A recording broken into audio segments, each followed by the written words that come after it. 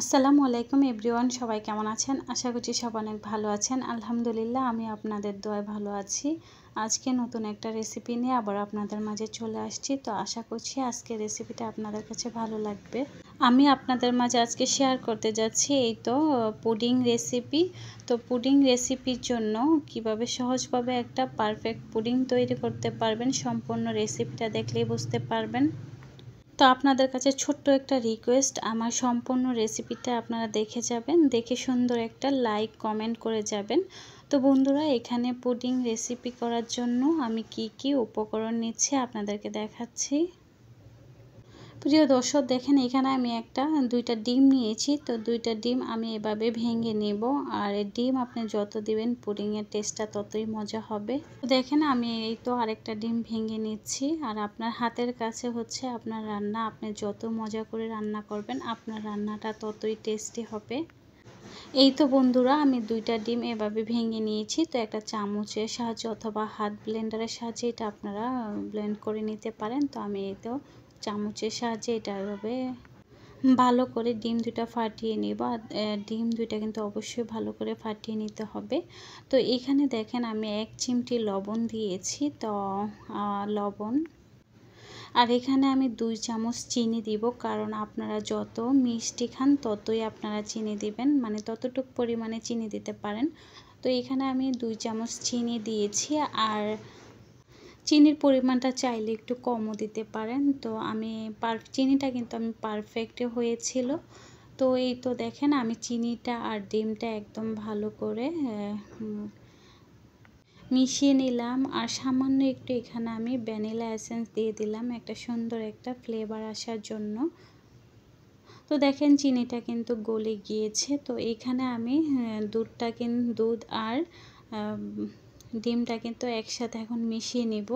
আর এই দুধটা কিন্তু আমি আগে থেকে জাল করে নিয়েছিলাম, প্রায় 1 কেজি দুধকে প্রায় আধা কেজি করে অনেকক্ষণ জাল করেছিলাম দুধটাকে। তো দেখেন আমি এভাবে হাত ব্লেন্ডারের সাহায্যে কিন্তু এভাবে দুধ আর ডিমটা ভালো করে এভাবে মিশিয়ে নিব, যেন কোনো কিছু দানাদার ভাব না থাকে। বন্ধুরা, যারা নতুন রেসিপিরা আমার ভিডিও দেখতেছেন, আপনাদের যদি পুডিং রেসিপিতে কোনো ভুল হয় তাহলে আমার রেসিপিটা ফলো করতে পারেন। ইনশাল্লাহ আশা করছি আপনাদের আর পুডিং ভুল হবে না। এভাবে পারফেক্ট একটা পুডিং রেসিপি সবার মাঝে শেয়ার করতে পারবেন তৈরি করে।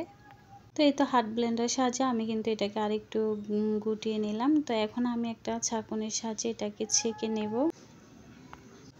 তো এই তো এরকম আমি দুটো এরকম ছেঁকে নিচ্ছি, যেন যে একটা দানাদার ভাব থাকে ওইটা আর পুডিংয়ে থাকবে না। যদি দানাদার ভাবটা থাকে পুডিংটা পারফেক্ট হবে না। তো এই তো বন্ধুরা, দেখেন আমি এখানে যে আপনারা চাইলে কিন্তু এরকম ছাঁকনির সাহায্যে এরকম ছেঁকে নিতেও পারেন। তো আমি এই তো ছাঁকনির সাহায্যে একটু ছেঁকে নিলাম। আর পুডিং তৈরি করার জন্য এখানে আমি একটা চিনির ক্যারামেল তৈরি করে নেব। তো ক্যারামেলটা কিন্তু বেশি খেয়াল রাখতে হবে যেন পুড়ে না যায়, তাহলে পুডিংটা খেতে ভালো লাগবে না, একটু তিতা তিতা লাগবে। তো সেই কারণে আপনারা এই ক্যারামেলটার দিকে একটু নজর রাখবেন যেন পুড়ে না যায়, একদম সঠিকভাবে এটা।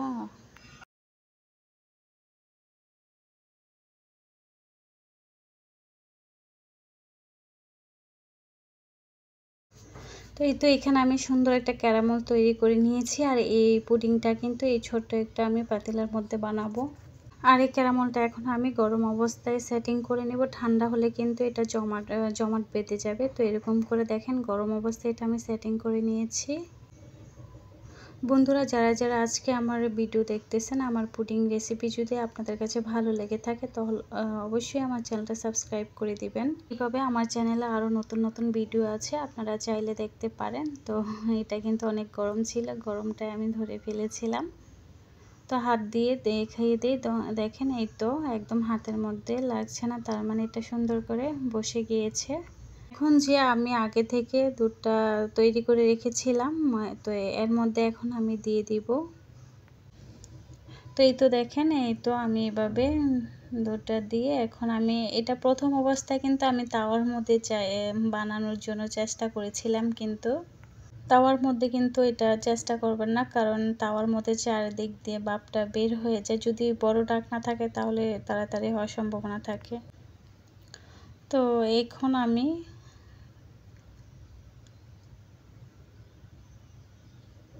একটা ঢাকনার সাহায্যে এরকম করে আমি ঢেকে দিয়েছি। এটা হতে কিন্তু বেশি একটা সময় লাগে না, প্রায় 10 থেকে 15 মিনিটেই হয়ে যায়।